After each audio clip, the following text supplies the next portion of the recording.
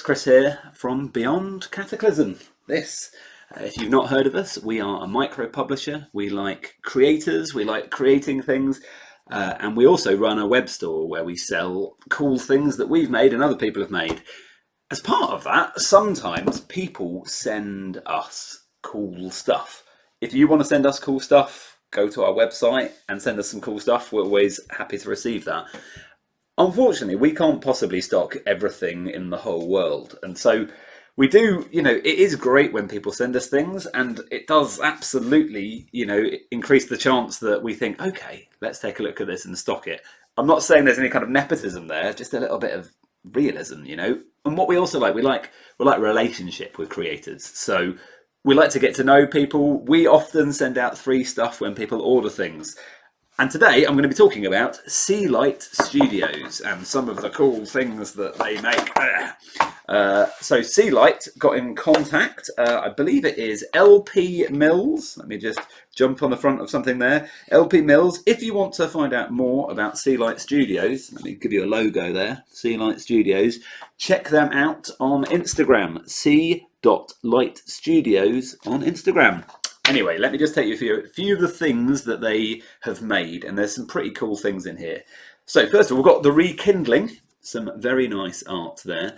And this is a Light in the Darkness jam zine. I've not heard of Light in the Darkness. I assume it was a jam about 5e. And there is some funky art in here. Let's have a look. So we've got a firefly coming up to a fire with the Rekindling written next to it, which is slightly concerning. Long ago, before the mortal age, when the little gods of the earth spoke freely, the world was warmed by fire song.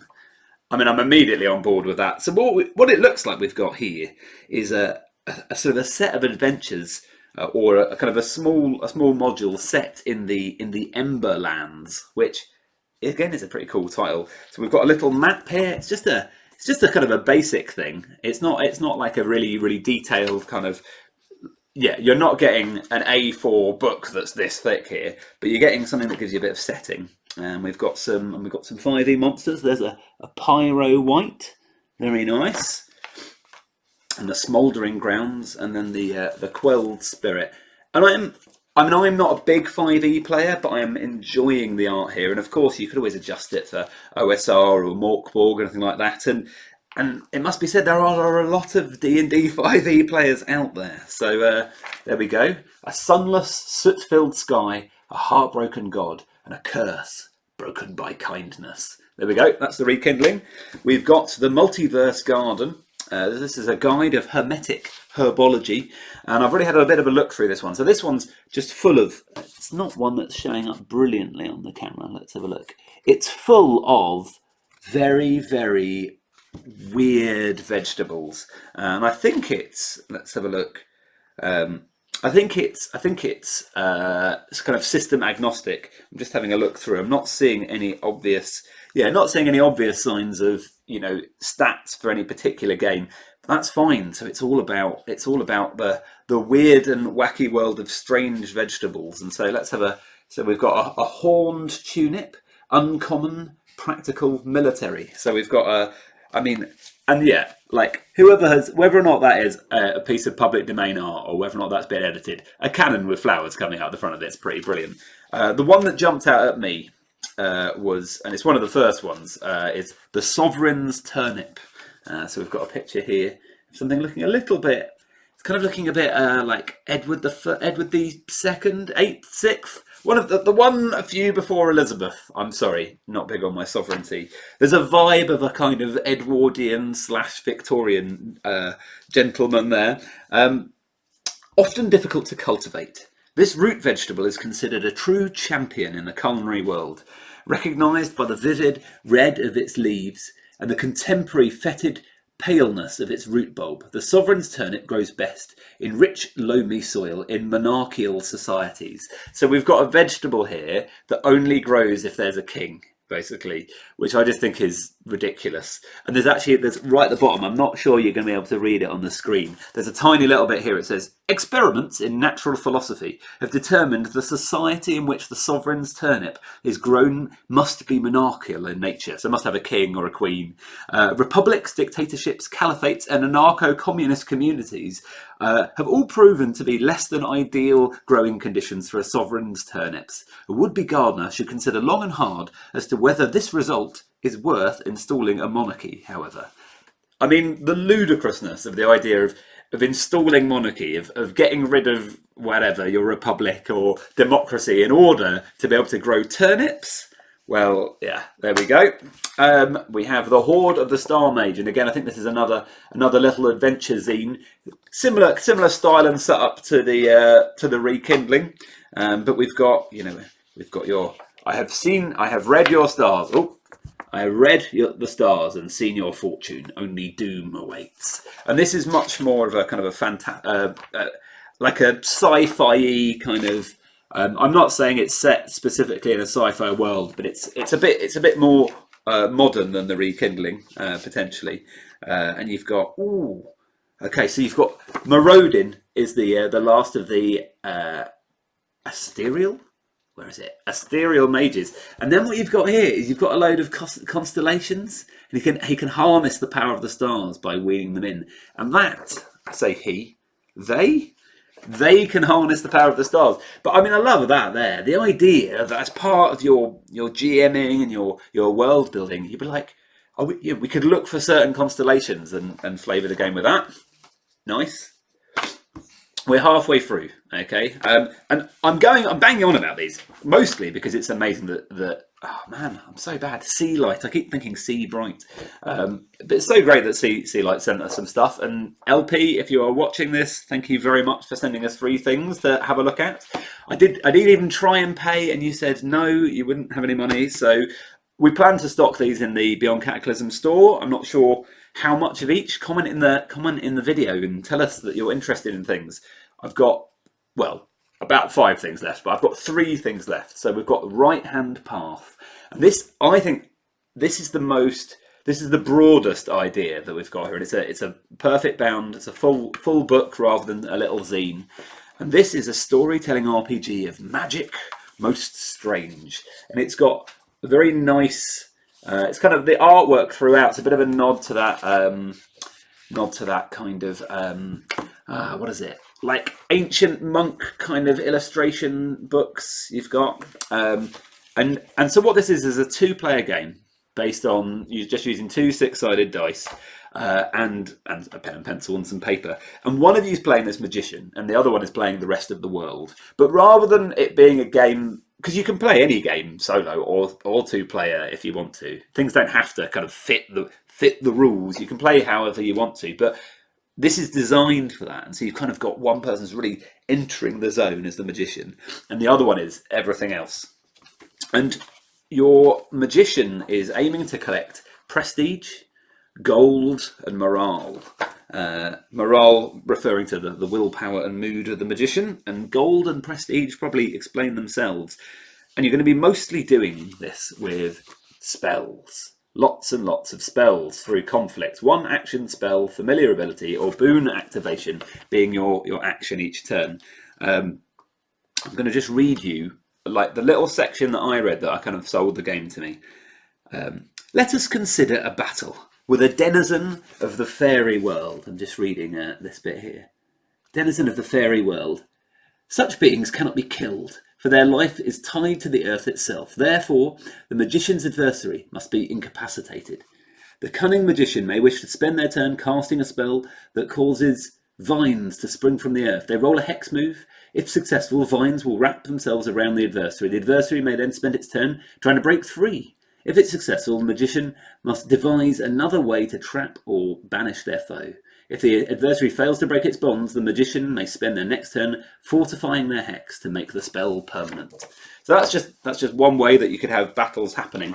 But you've got a few different things, and there's one of the things I like is The problem with rules light games is they can be a bit light sometimes, and it's nice to have a few extra kind of mechanics and ideas. So alongside a whole set of stuff about magic and different types of transmutation spells and boons and rewards, we've also got the section here, where is it, on the world. And the world is broken into, there we go, what was that? It's the goal of the magician to exercise total control over the world in which they live. It is the duty of the world to resist. I mean, the magician sounds like the bad guy here. Yeah, so it gives you the 4 seasons. So each year is going to go through 4 sets of seasons, and you've got spring, summer, autumn, winter. And it's got tables you can roll on. Obviously, you can just pick on those. I haven't played this game. I kind of want to play this game. It does look light on mechanics, which is my sort of thing generally. And it's got a whole bestiary section with your standard highwaymen, liches, imps, goblins. What else have we got on here? Malibranch, miasmic force, night hag. So you've got a load of stuff. You've got a cool load of stuff. You've got a whole load of spells in there. You've got your character sheet split into split into triangles for their prestige, their gold, and their morale, and split between their 3 skill types as well. Looks fun, eh? 2 more things and then we're done. Well, kind of 4 more things, but we'll call it 2. Okay, I'm going to show you these tiny little A7 zines first of all, and these are tiny. I imagine there's going to be more of them. We've got an entomological A to Z of fairy myth. And these mythology, is it fairy myth? Folklore and myth, sorry. And these are tiny, and they are very low budget. Like they're clearly like printed and then folded, but they're made with love, you know. And sometimes isn't that what all this is about? Like it's not about the perfect chunky printed book. Sometimes it's just like making cool things, you know. Let's have a look. What have we got here? Cicada. Few beasts are more eldritch than the cicada. Plato, no doubt recognizing the seemingly impossible nature of these creatures, claimed that cicadas are the remnants of those who'd been driven into a melodic mania by the muses, only to die from lack of eat or sleep.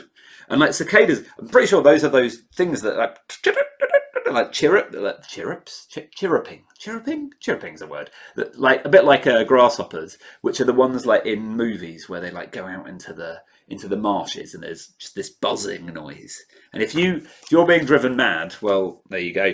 So we've got 2 of those, the mythologies, and then we've got Carcosa's Crappy Creatures, which is a tiny compendium of the worst and most useless monsters that you can. Like I say, I don't play a lot of 5e. I've just looked up the Carbuncle, which is a tiny beast. It's just gonna, there we go, yeah. So it's got strength 1, intelligence 1, charisma 2. So it's rolling massive negative modifiers on everything it can do. Fun ideas. And the thing is, the beauty of things that are well, they're dirt cheap, aren't they? Like the beauty of things that are made cheaply is that they are cheap, and that's good, but that doesn't mean the ideas within are not amazing. And finally we have I'm never going to pronounce that, it's Hennimore's, isn't it? Hennimore's Hoard of Haiku.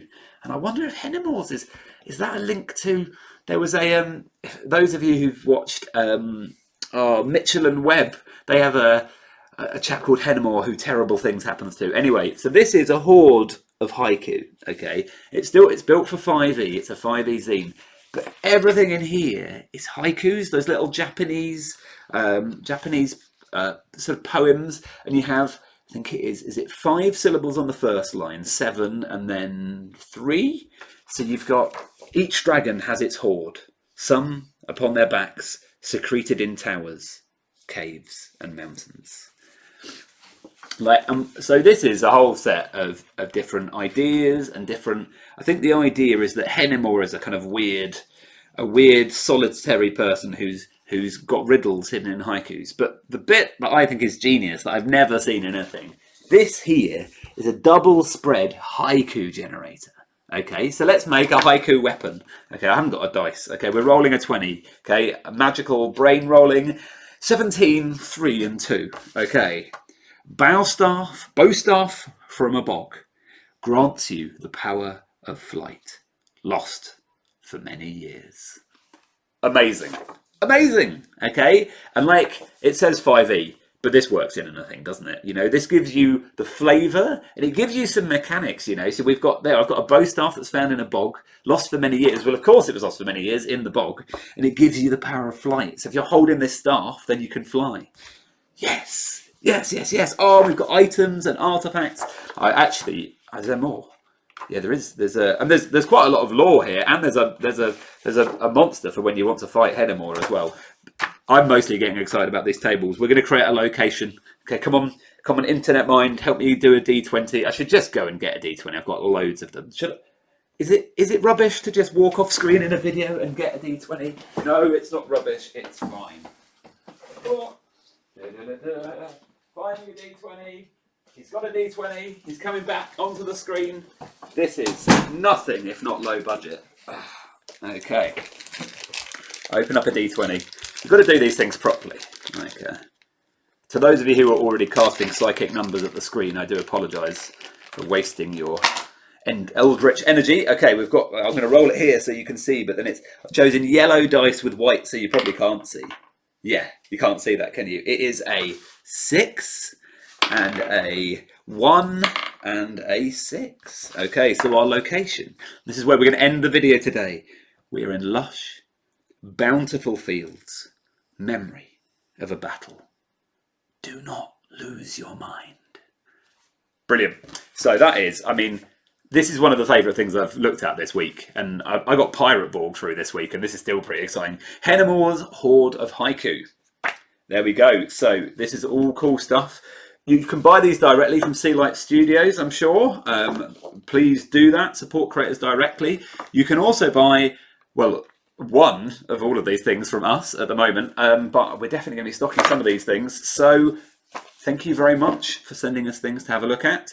If you are a creator and you want us to buy your things, we will buy your things. If you think that we should take a look at them, get in contact, chuck them through to us. And please do visit Beyond Cataclysm. I'm not going to go on about all the stuff that we do. We've got some podcasts, we've got some games that we've designed, some books that we've written, and we have a huge store full of wonderful creators. Have a lovely day. Thanks for listening.